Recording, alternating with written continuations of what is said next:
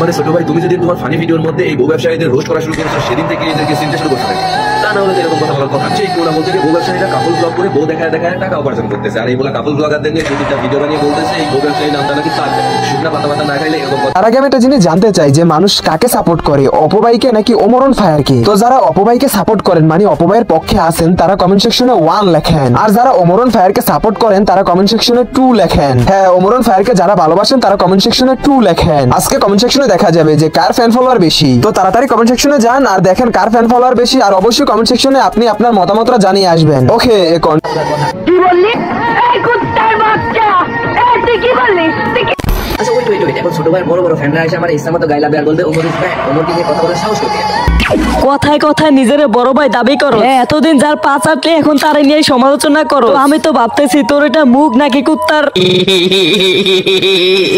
Guys, এইটা হলো সেই বড় ভাই যে কিনা এতদিন ছোট ভাইয়ের পা চাইটা বড় হয়েছে। তার অবস্থা এখন এক ধরনের কুকুরের মতো। এই কুকুরগুলো একজনের থেকে অনেকদিন রুটি খাইছে, কিন্তু যখন সে অন্য জায়গায় গোস্তর ঘ্রাণ পাইছে তখন সে ওই জায়গায় চলে গেছে। আর হ্যাঁ, এই কথাটা কিন্তু রুটি আর গোস্তর জন্য ছিল না, ছিল অস্ট্রেলিয়ান গাভীর জন্য।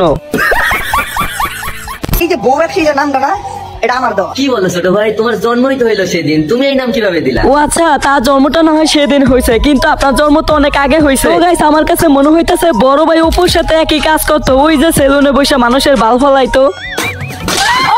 তো গাইস, আজকে আমরা যাকে রোস্ট করবো সে হলো রোস্টার নামের এক হিজড়া। এই হিজড়া রোস্টারকে নিয়ে একজন কমেন্ট করছে, তার কমেন্টের রিপ্লাইটা আমি একটু পরেই দিতেছি, অবশ্যই তোমরা রিপ্লাইটা দেখে যাবা। যতজনই বাংলাদেশে বউ ব্যবসায়ী বেড়াকে নামটা নাই আমার দেওয়া।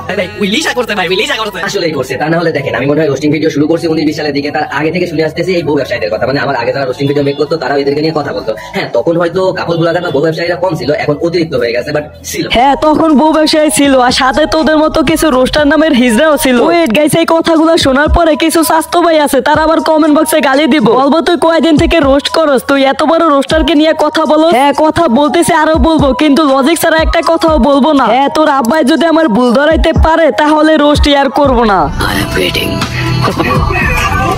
কথা মানে আমার আগে যারা রোস্টিং ভিডিও মেক করতো তারা এদেরকে নিয়ে কথা বলতো। হ্যাঁ, তখন হয়তো কাপল ব্লগার বা বউ ব্যবসায়ীরা কম ছিল, এখন অতিরিক্ত হয়ে গেছে, বাট ছিল। হ্যাঁ, সেটা না হয় বুঝলাম, কিন্তু তুই আমার একটা কথা বল, তোর রোস্টার বলে কে? হ্যাঁ গাইস, নিজেকে দাবি করে রোস্টার, কিন্তু চ্যানেলের ভিতরে ঢুকলেই দেখবা নাটকের গান, মুভির ট্রেইলার এইগুলার প্রমোশন করতেছে। প্রমাণ হিসাবে এই যে দেখো নয়া বাতাস বিয়ে বাড়ির সং। হ্যাঁ গাইস, এইটা কিন্তু 2 দিন আগে আপলোড করছে।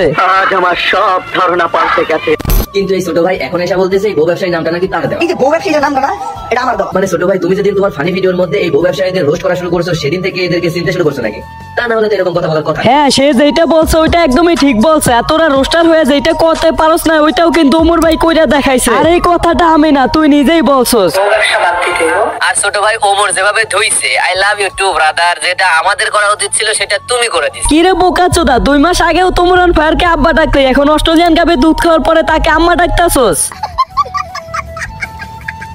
তারাই আপনার অতীত নিয়ে কথা বলবে, যাদের আপনার বর্তমান নিয়ে কথা বলার যোগ্যতায় নাই। তো গাইস, আমিও যেই কয়টা ভিডিও দেখলাম সব কয়টা ভিডিওতে শুধু বর্তমান নিয়ে লাফাইতেছে। তাই বলতেছি আমার 6000 সাবস্ক্রাইবার হইতে আর অল্প কিছু বাকি আছে। তোমরা যদি এই ভিডিওতে 6000 সাবস্ক্রাইবার কমপ্লিট করতে পারো তাহলে কালকে শুধু আর বর্তমান নিয়ে খেলা হবে। আসো খেলবো, খেলা হবে।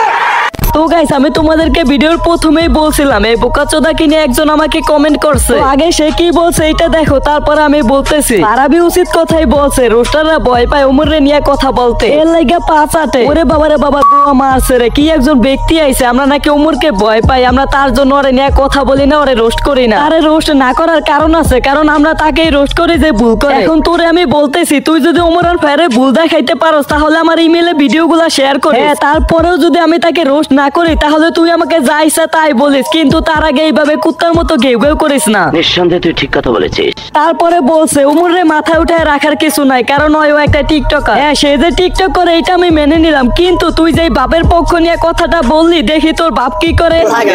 ব্যাপারটা হচ্ছে গান, আমরা 3 জন আজকে আবারও আড্ডা দিতাম। দেখো, এই হলো তোমার রোস্টার আব্বুর অবস্থা। তারা 3 জন একসাথে আড্ডা দিতে গেছে, ওইটা আবার টিকটকে আপলোড করতেছে।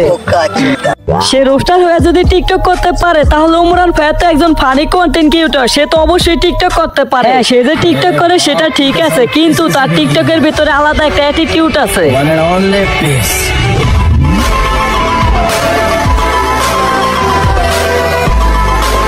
তো গাইস এই ছিল আজকের ভিডিও। কালকের ভিডিও কারে নিয়ে চাও ওইটা অবশ্যই কমেন্টে বলে দাও। তো আজকের মতো বিদায় নিছি, আল্লাহ হাফেজ।